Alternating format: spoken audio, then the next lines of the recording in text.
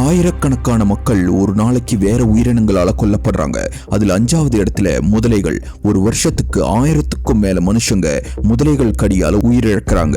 அடுத்ததா 4வது இடத்துல வெறிநாய்கள். கிட்டத்தட்ட 60,000 பேருக்கு மேல ஒரு வருஷத்துக்கு வெறிநாய் கடியால இறந்து போறாங்க. இதுக்கு முக்கியமான காரணம் நாய்க்கடியால வரும் ராபிஸ் போன்ற நோய் தான்.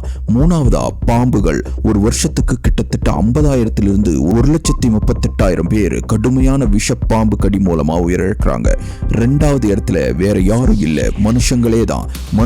மனுஷனை போர்கள் மூலமாவும் மற்ற தனிப்பட்ட வன்முறைகள் மூலமாவும் ஒரு வருஷத்துக்கு 4,00,000 4,75,000 பேரை கொல்றான். Last but not the least, முதல் இடத்துல இருக்கிற ஒரு மிகச்சிறிய இன்செக்ட் கொசு. மஸ்கிட்டோஸ் மூலமா ஒரு வருஷத்துக்கு 7,25,000 பேர்ல இருந்து 10 லட்சம் பேருக்கும் மேல உயிரிழக்கிறாங்க.